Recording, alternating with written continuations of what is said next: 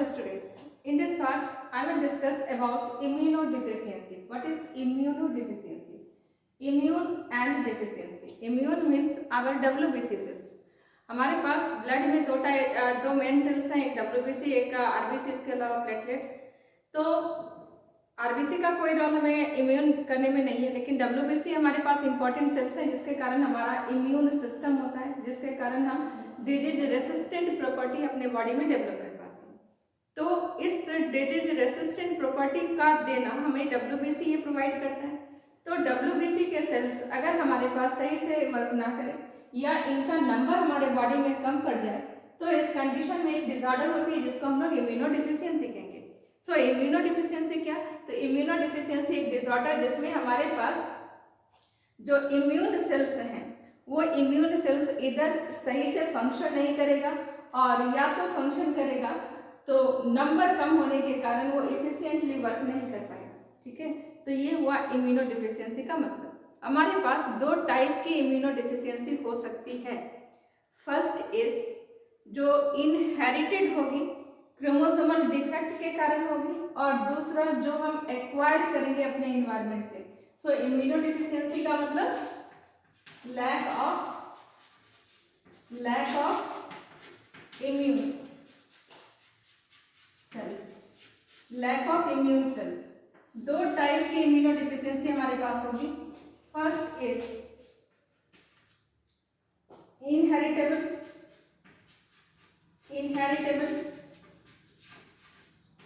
And second is acquired. First is inheritable and second is acquired. Inheritable कहते हैं, inheritable का example है skid disease, severe combined immunodeficiency. Severe combined immunodeficiency and acquired का example है हमारे पास HIV ads. Acquired मतलब जो हम अपने इन्वायरमेंट के साथ इंटरेक्शन करते हुए डेवलप करते हैं डिजीज को, उसको एक्वायर्ड कहेंगे। और जो हमारे पास क्रोमोसोमल डिफेक्ट के कारण होगा उसको हम इनहेरिटेबल कहेंगे। ये स्किड डिजीज हमारे पास एक ऑटोसोमल रिसेसिव डिसऑर्डर है। It is autosomal recessive disorder. Autosome समझ रहे हैं, सेक्स क्रोमोसोम और ऑटोसोम। हमारे पास दो टाइप के क्रोमोसोम हैं, तो ऑटोसोम 1 to 22 तक हमारा ऑटोसोम है और लास्ट हमारा सेक्स क्रोमोसोम है। तो यहाँ पर हमारे पास ऑटोसोमल 1 to 22 वाले ऑटोसोमल में रिसेसिव समझ रहे हैं, जो कि होमोजाइगस कंडीशन में एक्सप्रेस होता है तो उसको रिसेसिव कहते हैं। ये ऑटोसोमल रिसेसिव डिसऑर्डर है और इसके कारण हमारे पास एक एंजाइम एडिनोसाइन डीएमिनेज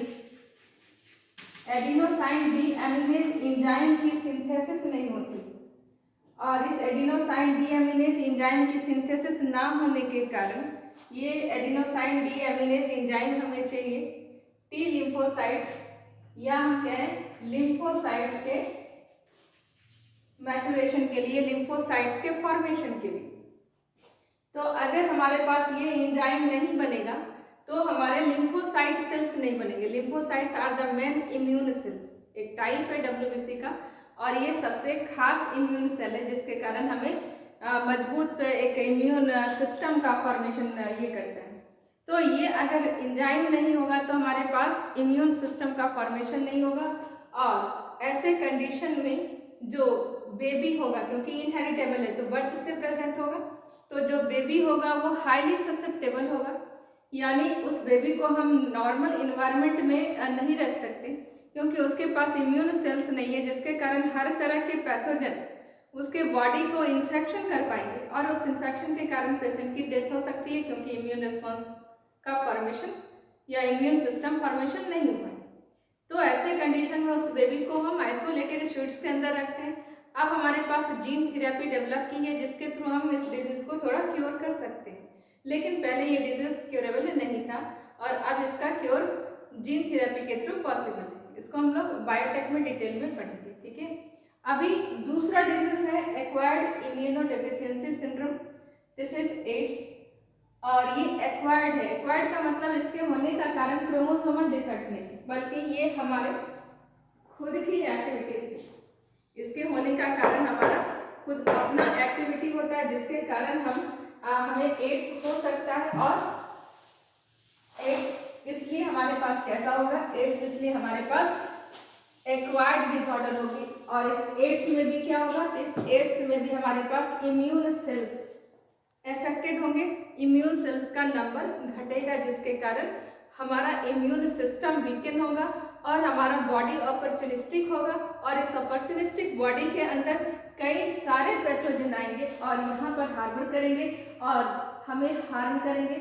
हमारे पास एक डिजीज होती है तो उससे क्योर होना कितना मुश्किल होता है, और अगर हमारे पास कई सारी डिजीजेस एक साथ अटैक करें हमारे बॉडी को तो समझो कि हम कितने कमजोर पड़ेंगे। तो एड्स कोई एक डिजीज का नाम नहीं है, बल्कि AIDS is combination of several diseases, so it is called syndrome. Syndrome means collection of symptoms, कई सारे बीमारियों के सिम्टम्स जब मिल जाते हैं तो उसको हम सिंड्रोम कहते हैं। इसलिए सिंड्रोम कह रहे हैं क्योंकि कोई एक खास डिजीज नहीं है, बल्कि कई सारे डिजीज पेशेंट के अंदर एक साथ हो जाएगा इम्यून रिस्पॉन्स के कमजोर हो जाने के कारण। इसलिए ये डिजीज खतरनाक होगा, फैटल होगा। और सबसे बड़ी बात कि ये एक्वायर्ड है, इसलिए इसे कंट्रोल किया जा सकता है कि जिन कारणों से ये स्प्रेड करता है उसको हम रोक सकें, ठीक है। तो now I will discuss about the life cycle of HIV AIDS. Causal organism, causal organism is HIV. Causal organism is HIV. What is HIV? HIV is a virus, human immunodeficiency virus. And what is the full form of AIDS? AIDS is acquired immunodeficiency syndrome. ठीक, ना ये हो गया हमारा। अब इस HIV को सुनते हैं कि HIV इन्फेक्शन कैसे होगा और अगर होगा तो इससे क्या क्या हमें परेशानी होगी। सबसे पहले इस वायरस का हमें थोड़ा इंट्रोडक्शन करना है कि ये वायरस है कैसा, ये खतरनाक क्यों है। देखो ये एक RNA वायरस है, ठीक है। HIV is RNA virus. RNA virus का मतलब कि इसका हेरिडिटरी मटेरियल RNA होता है, ठीक है। RNA virus means it's hereditary material is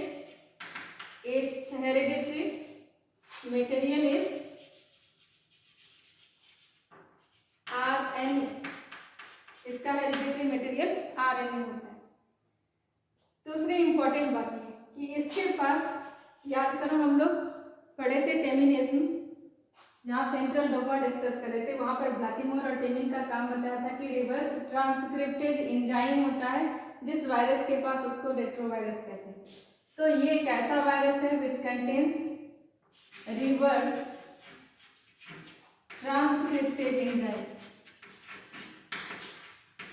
reverse transcriptase enzyme, और इसलिए ये एक रेट्रोवायरस है। इसलिए ये एक रेट्रोवायरस है। रेट्रोवायरस का मतलब भी आपको क्लियर है? क्या क्लियर है? मैं एक बार आपको रिवाइज कर दूं कि हमारे पास सेंट्रल डोग्मा क्या कहता है कि हम DNA से RNA का फॉर्मेशन करते हैं एक प्रोसेस के थ्रू जिसको ट्रांसक्रिप्शन कहते हैं, और इस RNA से प्रोटीन की सिंथेसिस होती है, और ये RNA से प्रोटीन का सिंथेसिस होना ट्रांसलेशन कहलाता है, और इस ट्रांसलेशन के बाद हम प्रोटीन बनाते हैं। And this protein regulates our feature. ये प्रोटीन हमारे फीचर का रेगुलेशन करता है। इस तरह से हमारे पास जितने भी फिजियोलॉजिकल प्रोसेसेस होते हैं उन सारे फिजियोलॉजिकल प्रोसेसेस का रेगुलेशन डीएनए करता है। कैसे? आरएनए की सिंथेसिस करके, और आरएनए की हेल्प से हम प्रोटीन सिंथेसिस करते हैं, और इस तरह से जो फंक्शन है दैट फंक्शन इज कंट्रोल्ड।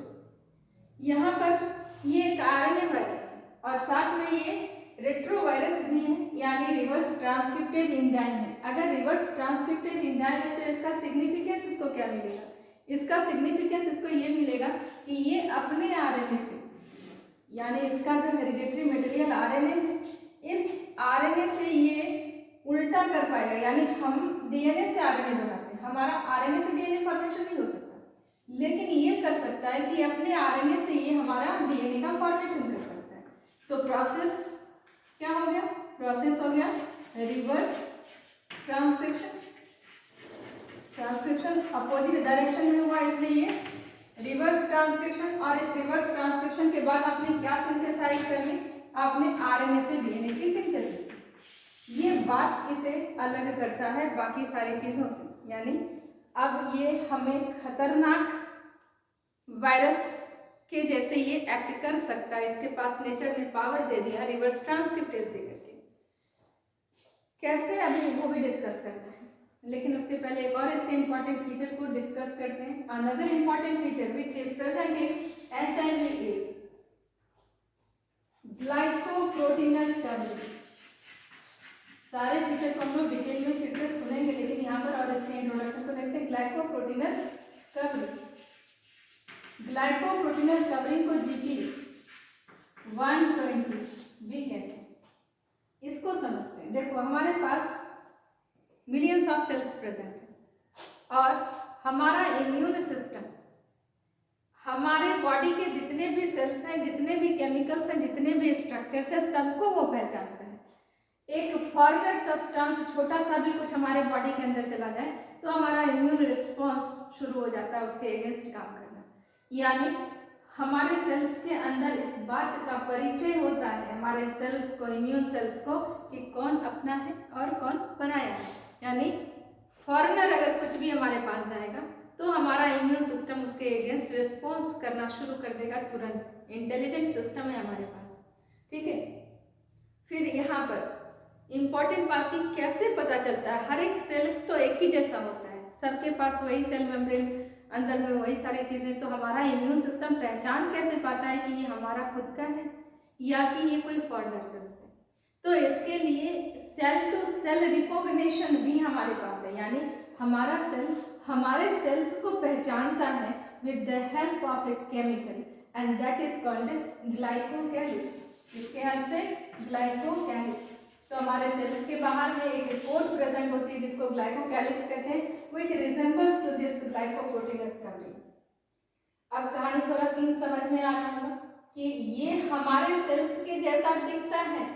तो जब ये हमारे बॉडी में होगा तो हमारा इम्यून सिस्टम इसको पहचान ही नहीं पाएगा कि ये हमारे बॉडी का सेल है या कोई फॉरेनर सेल है, जिसके कारण ये काफी समय तक हमारे बॉडी सेल्स के अंदर घूमता रहेगा और घूमते हुए अनआइडेंटिफाइड रहेगा।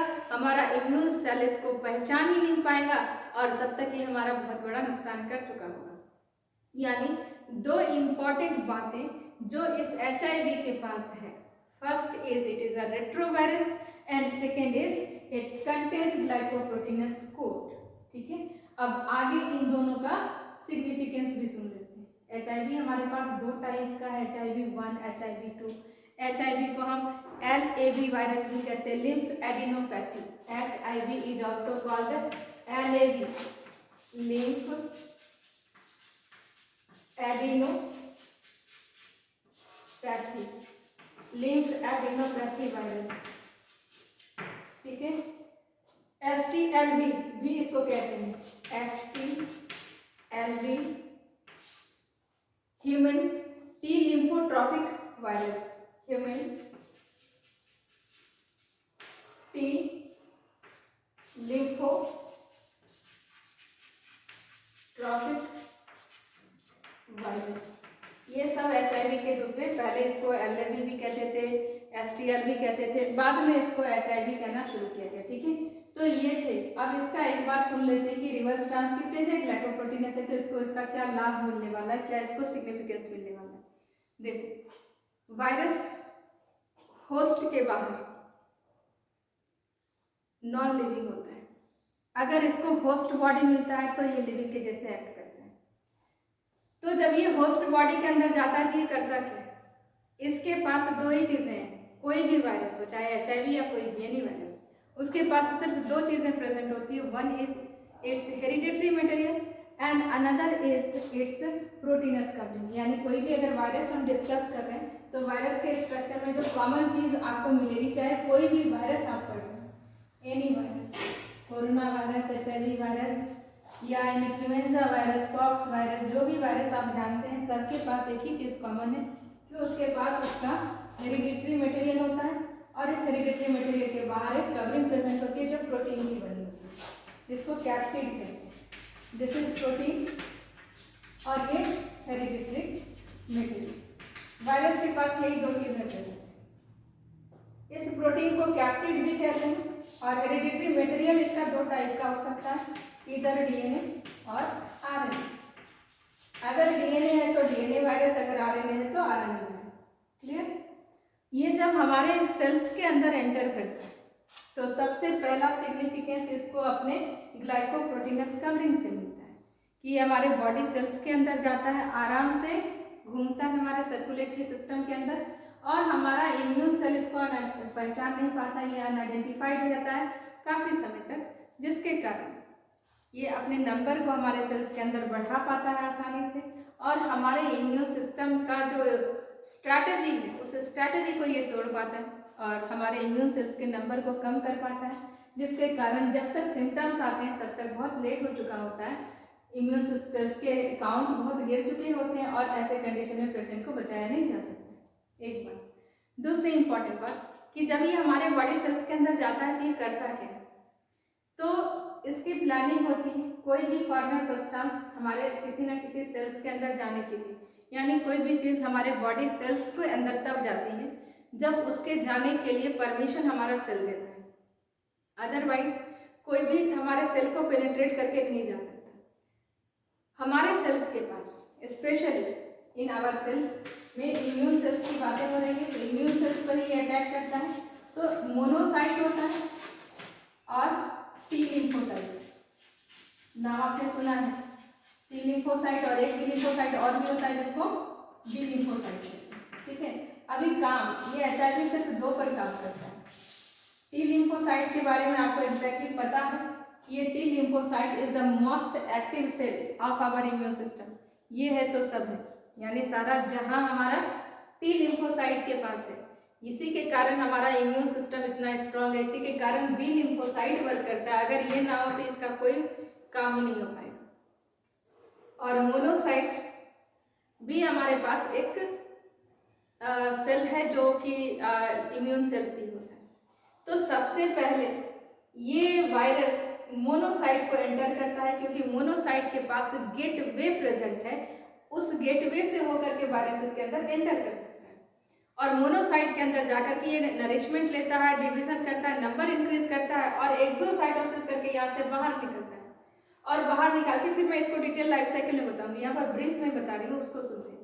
और बाद में ये टी लिम्फोसाइट में जाता है। ऐसा इसलिए क्योंकि शुरू में जो इसके पास गेटवे था, उस गेटवे से होकर वायरस का गेटवे और इसका गेटवे सेम है मोनोसाइट का, इसलिए दोनों एंटर कर सकता है एक दूसरे में।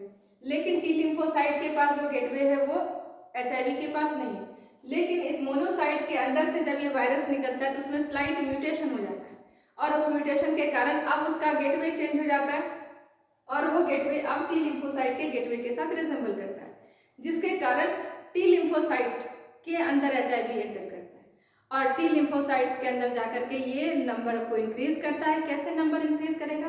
अपने RNA से टी लिम्फोसाइट के DNA, अपने RNA से पहले इसका RNA, ये अपने RNA से पहले DNA बनाएगा, और DNA को DNA में हम ऐड कर सकते हैं, जोड़ सकते हैं। RNA के साथ DNA नहीं जुड़ सकता, लेकिन DNA को DNA में हम चिपका सकते हैं। तो पहले अपने RNA से ये DNA बनाता है, खुद का DNA, क्योंकि RNA 2 बना लिया तो डबल स्ट्रैंडेड DNA हो गया ये, और ये DNA अब होस्ट डीएनए मतलब कि हमारे बॉडी के टी लिम्फोसाइट के डीएनए के साथ इनकॉर्पोरेट करता है, और इनकॉर्पोरेट करके अब डीएनए हो गया वो हमारा खुद का, तो वो सिर्फ उस पार्ट का ट्रांसलेशन करता है जो कि वायरल होता है, और वायरल आरएनए का सिंथेसिस करता है, वायरल प्रोटीन का सिंथेसिस करता है, जिसके कारण इसका नंबर हमारे पास इनॉर्मसली इंक्रीज करता है। ये टी लिम्फोसाइट को डैमेज करता है, इसको ब्रस्ट करता है, और ब्रस्ट करके यहाँ से बाहर निकलता है। ग्रेजुअली क्या होता है, ग्रेजुअली हमारे पास टी लिम्फोसाइट्स काउंट घटने लग जाते हैं। अभी आपको बताया कि T lymphocyte is the most active cell of our immune system. इसका काउंट जब घटना शुरू होता है तो फिर धीरे धीरे शुरू में पता नहीं चलता क्योंकि हमारे पास है नंबर, लेकिन जब बहुत घट जाता है तो हम क्या हो जाते हैं, ससेप्टेबल, और जब ससेप्टेबल होते हैं तो हमें सिंपल से कॉमन कोल्ड भी तो निमोनिया के फॉर्म में चला गया, कुछ भी, यानी कोई भी पैथोजन हमारे बॉडी के अंदर आसानी से जाएगा, आसानी से हमारे बॉडी के अंदर सर्वाइव करेगा और 100 तरह की बीमारियों को हमें देगा, और फाइनली उन सारी बीमारियों के सिम्टम्स के कारण हमारा डेथ हो जाएगा। This is the whole strategy of HIV virus. ठीक है, एक एक करके हम लोग इसको डिटेल में सुनेंगे। नेक्स्ट वीडियो में कैसे स्प्रेड होगा ये डिस्कस करेंगे, और इसके लाइफ साइकिल को हम लोग डिस्कस करेंगे। ठीक है।